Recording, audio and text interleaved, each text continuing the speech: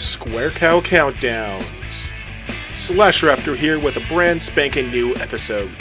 The topic for which is the top 10 crappiest consoles. So what are we waiting for? There's only one rule this time around, and it's that we're focusing on the console as well as everything else that is directly related to it, such as the controllers and the games. For a while, I thought about making a countdown just about controllers, but that seemed stupid, so I went all the way and decided to do consoles as well. You're welcome. Number 10. Apple Pippin. Okay, let's be honest. I'll bet you even a couple of Apple fanboys out there have no idea what this thing is. Well, it's called the Pippin. No, not that Pippin. This Pippin. Yeah, the same people that brought us the iPod teamed up with Bandai in 1995 and released this CD-based console for, not surprisingly, an exorbitant amount of money. Is there anything they won't charge a fortune for? Anyways, except for the fact that there was a trackball on the controller, the Pippin didn't really have any major flaws. It just arrived way too late in the game. By the time it was released, the market was already dominated by the Sega Saturn and Sony PlayStation, and before too long, in 1996, the N64 burst into the scene and left the Pippin, as well as several other consoles on this list, behind to rot. Number 9. Sega Game Gear. Another challenger of the Game Boy, the Game Gear was far better equipped to fight Nintendo's monochrome green-screened brick for handheld dominance. The Game Gear had a backlit color display almost a decade before the Game Boy Color did. So then, why did it fail? Well, first of all, the Game Gear was huge, and weighed enough to make an excellent paperweight. Secondly, the thing was a pig on batteries. The Game Boy took 4 AA batteries, and could provide around 10 hours of uninterrupted gameplay, whereas the Game Gear took 6 AA batteries, but had less than half the battery life. Number 8. Neo Geo. There was a lot to like about the Neo Geo. It had superior graphics and power for its time, and they had it set up so that you could start playing a game on the console, and then take a card with you to an arcade, and then continue your game on the arcade machine. Actually, it kind of reminds me of how you can start playing something on the Wii U and then continue playing it on the gamepad. In today's day and age, that kind of sounds weird, but back then, it probably kicked ass.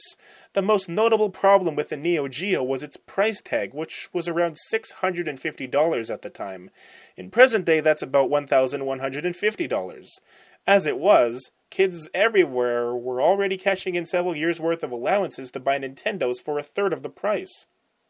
Number 7. Atari 5200. In 1982, Atari released the Atari 5200 because of the increasing competition that the Intellivision and ColecoVision were creating.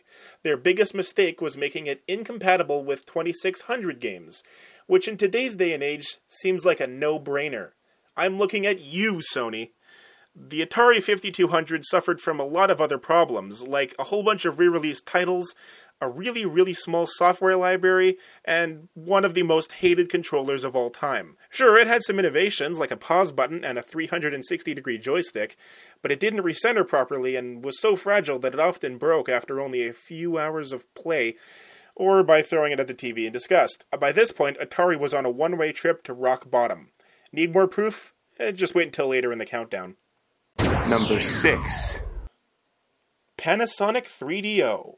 Although it was conceived by EA Games founder Trip Hawkins, it was developed by the 3DO company, which I think consisted of Panasonic, Sanyo, and Goldstar, which I think is now called LG Corp.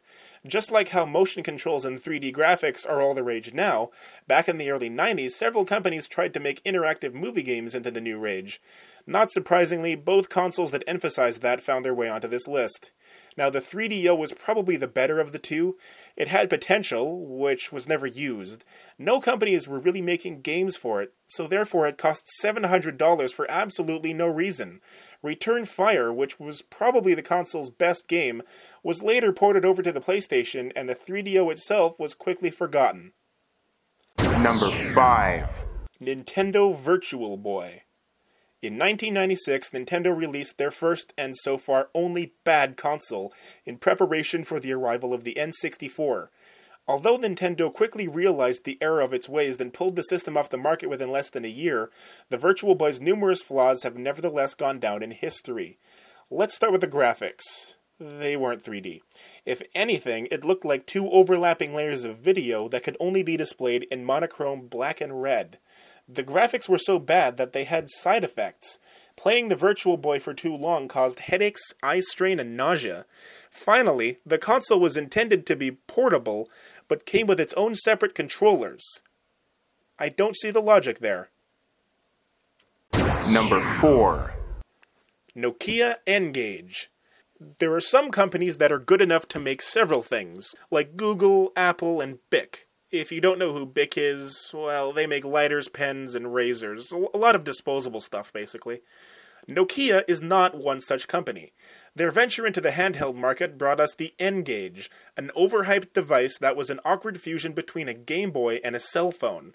Nokia evidently had no idea what they were doing, because apart from having no actual games, the N-Gage suffered from a handful of other problems.